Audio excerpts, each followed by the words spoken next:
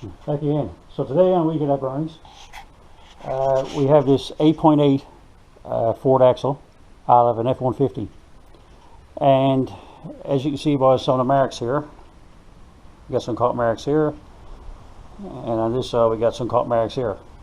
So the plan is to get rid of the 5 and 5 bolt pattern.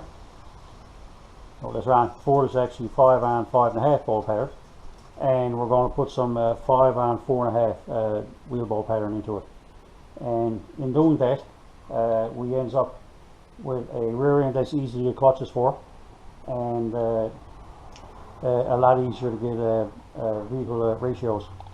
So you're wondering, is going to be replacing the 8.5 10 bolt that's in this square body Chev truck. So stick around and we'll show you how it's done. Okay, so just a little look at the axles.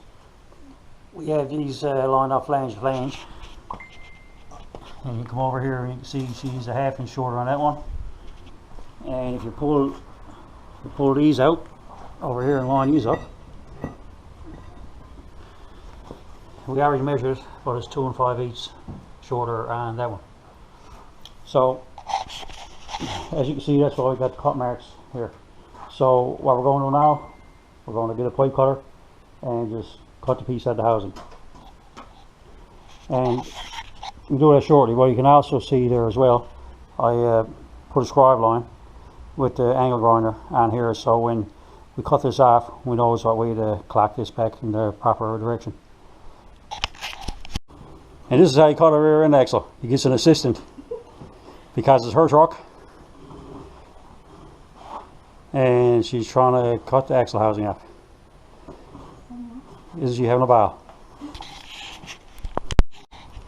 Okay, so here we have the rear end with the 2 ends cut off of it.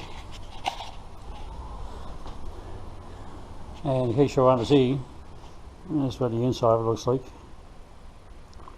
You see the bearing in there and stuff. And you can see by the way we scribed the marks here that we know it's where to turn it to put it in place, so we do put it in, right?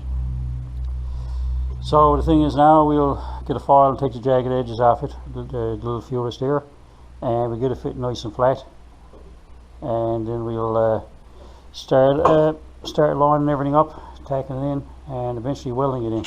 So we'll do some more and we'll have a little look. So to continue on, we have both ends cut off, and as you see here, I got some plug holes all around it. Usually I just butt it up against that and just weld the seam, but anyway, this time I got these, I'm going to push the ends of them, so I haven't tapped it in yet, but they're going to go in there pretty good. And actually all it was some galvanized pipe. I'm not sure it's fence pipe or what, but the measure is on the outside about 2 7/8. So anyway, basically it was galvanized. Just knock the galvanizing off and it fits in there. So what we're going to do now is we're going to tap these on both sides, plug weld them so it won't go anywhere, and then we'll draw these on over it, and we're going to obviously plug weld these before we do that too. So not only will she be supported, all on the plug welds, weld it right around, and we'll be bushing in the middle of it. So it should be very strong anyway. So that's where we're at the moment. So we'll continue on to now. We'll put 2 of these in and plug them, and we'll show the results shortly. Yeah, okay, so we got the axles put into it now, just to lay it in. As you can see, they goes in pretty nice there. And I got these plug welded all the way around, and all we do is plug weld these now, and it won't move then we'll weld it around.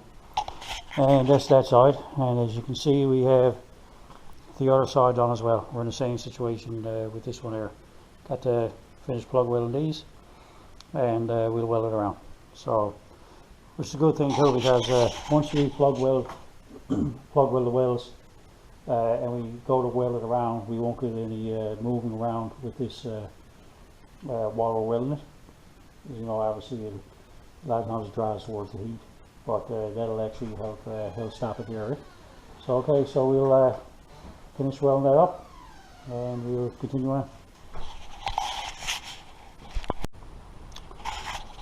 So back at the rear end. So all the plug welds are plugged, all the gap is all welded.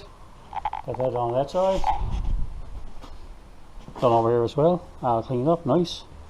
And while we're at it, we even welded the tubes into the housing. So this should be pretty stronger now anyway. So just on a, I don't know, we always weld the tubes into the housing because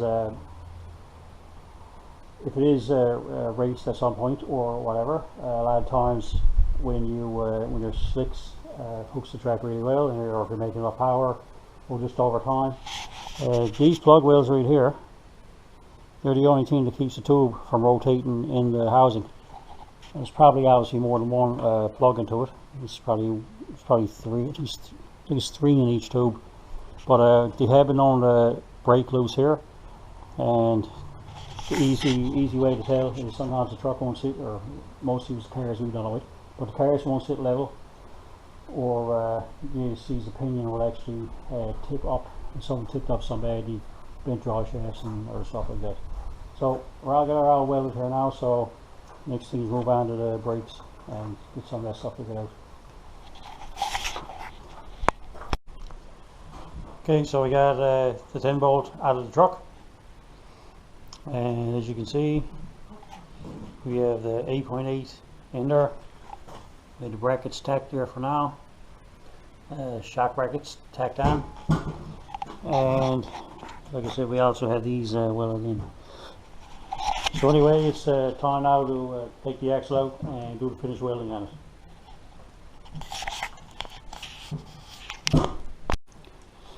And here we have the rear end. Everything is fully welded and we have a coat of paint onto it. So now it's just put it back in the vehicle.